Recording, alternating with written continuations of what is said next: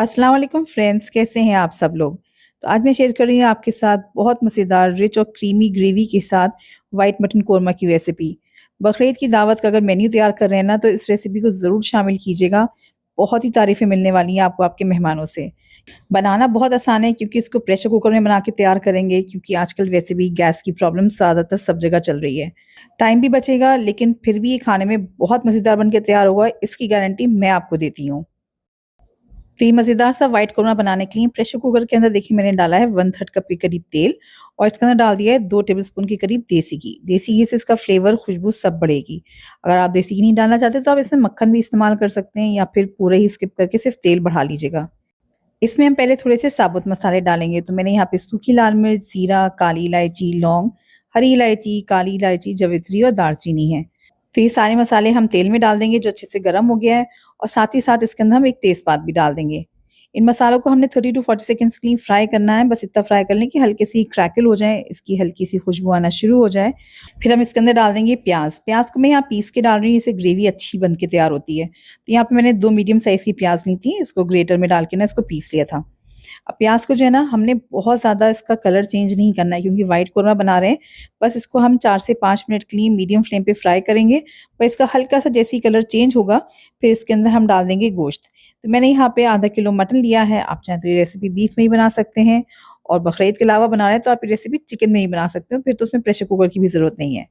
गोश्त के साथ इसमें हम डालेंगे 1 टेबलस्पून के करीब लहसुन अदरक का पेस्ट, और अब हमने गोश्त को जो है ना प्याज़ और लहसुन अदरक के साथ तकरीबन 6 से 7 मिनट के लिए अच्छे से भून लेना है। इतना भून लें जो गोश्त से पानी निकलेगा ना वो सारा खुशक हो जाए और गोश्त का कलर बिल्कुल चेंज हो जाए। देखिए आप माशाल्लाह गोश्त बहुत अच्छे से भुन चुके हैं, आप देख सकते हैं ना बिल्कुल ब्राउन हो गया है, पहले ही बिल्कुल गुलाबी सा था। अब इस पॉइंट पे हम डाल देंगे इसमें दही। तो आधा कप के करीब मैंने दही लिया था, जो काफ़ी देर पहले फ्रिज से निकाल दिया था, और इसको अच्छे से फेंट के डाला है। इस तरीके से दही फटता नहीं है। दही डालने से पहले फ्लेम को भी लो कर दीजिएगा, और अच्छे से इसको हम मिक्स कर लेंगे। दही जब अच्छे से मिक्स हो जाए तो फ्लेम को दोबारा से मीडियम कर लीजिएगा, और इसको आपने 5 से 7 मिनट के लिए और भून लेना है। और इस बीच इसमें जो थोड़े से सूखे मसाले जाएँगे ना, वो भी मैं आपको दिखा देती हूँ।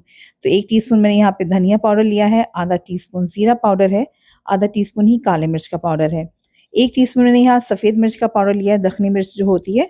अगर आपके पास सफ़ेद मिर्च नहीं है तो आप काली मिर्च का पाउडर बढ़ा सकते हैं। और नमक ले लिया है 1 टीस्पून। ये सारे मसाले जब दही अच्छे से भुन जाएगा ना गोश्त के साथ, फिर हमने इसमें डालना है। तो यहाँ देखिए दही अच्छे से भुन गया है, तेल जो है ना दोबारा से सेपरेट होना शुरू हो गया है। तो इसमें मैंने जो ये आपको सूखे मसाले दिखाए ना, वो सारे मैं इसमें डाल के इसको भी अच्छे से मिक्स कर लूँगी, और मज़ीद इसको 5 से 6 मिनट के लिए और भून लूँगी। गोश्त की जितनी अच्छी भुनाई होगी ना, गोश्त का फ्लेवर उतना ही मज़ेदार निकल कर आता है। तो जैसे पहले हमने इसको लहसुन अदरक के साथ भुना, फिर दही के साथ, फिर मसालों के साथ, तो स्टेजेस में गोश्त भुनता है। तो धीरे-धीरे वो कुकिंग प्रोसेस में भी आगे बढ़ता रहता है, और मसाले और दही वगैरह ना अच्छे से भुन जाते हैं, तो उसका फ्लेवर बहुत अच्छा आता है। तो ये देखिए आप देख सकते हैं ना मसाले के और दही के साथ जो है ना गोश्त की शक्ल कितनी चेंज हो गई है। तो बस इस पॉइंट पे है ना हम गोश्त को गला लेंगे। तो यहाँ पे मैंने आधा कप के करीब पानी डाला है। मटन है ना तो जल्दी गल जाता है। अगर आप बड़े के गोश्त में ये कोरमा बना रहे हैं तो आपने 1 कप के करीब पानी डालना है, उसमें टाइम ज़्यादा लगता है। अब इसको प्रेशर कुक करना है, तो कितना टाइम के लिए करना है, तो उसके लिए आपने हाई फ्लेम पे 1 विसिल आने देनी है, और फिर फ्लेम को लो करके इसको 10 मिनट के लिए कुक करना है, और प्रेशर भी खुद से रिलीज़ होने देना है। बड़े के गोश्त में बना रहे हैं तो आपने इसको 20 मिनट के लिए हल्की आँच पे पकाना है। इस बीच आपने थोड़े से काजू और बादाम का ना पानी डाल के या फिर दूध डाल के बारीक पेस्ट बना लेना है। इससे ग्रेवी बहुत रिच और फ्लेवरफुल हो जाती है। और यहाँ कुकर में अच्छे से प्रेशर ख़त्म हो चुका है, और मैंने गोश्त भी चेक कर लिया, ये सॉफ्ट हो चुका है। अब इसके अंदर हम डालेंगे जो काजू और बादाम को मैंने दिखाया था ना, उसका पेस्ट बना के इस पॉइंट पे डालेंगे।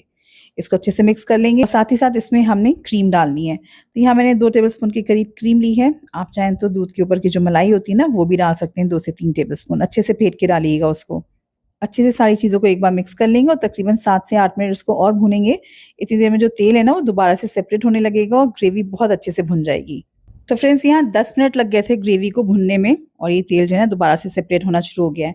मगर इस टाइम ग्रेवी बहुत ज़्यादा थिक है, ये कोरमा जैसा नहीं लग रहा है। तो इसके अंदर ना थोड़ा-सा हम दूध डाल देंगे। आप चाहें तो पानी भी डाल सकते हैं, दूध पानी मिक्स करके भी डाल सकते हैं, जैसा आपको पसंद हो। और सब चीज़ों को हल्के हाथ से मिक्स करेंगे। फाइनल इसमें जो है ना हम खुशबू बढ़ाने के लिए डालेंगे थोड़ी-सी कसूरी मेथी, साथ में जाएगा इसमें हरी मिर्च, थोड़ा-सा हरा धनिया और गरम मसाला पाउडर।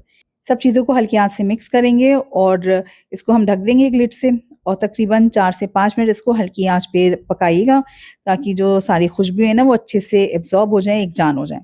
फिर गैस को बंद कर दीजिएगा ताकि तेल सरफेस पे आ जाए। और ये देखिए आप, बहुत ही मज़ेदार ये हमारा व्हाइट मटन कोरमा बन के तैयार हो गया। बहुत डिलीशियस बन के तैयार होता है। इसको आप नान के साथ रोटी, तंदूरी रोटी के साथ, ख़मीरी रोटी के साथ एन्जॉय कर सकते हैं। बहुत मज़े का लगता है। तो रेसिपी ज़रूर ट्राई कीजिएगा। मुझे उम्मीद है आप लोगों को बहुत पसंद आएगी।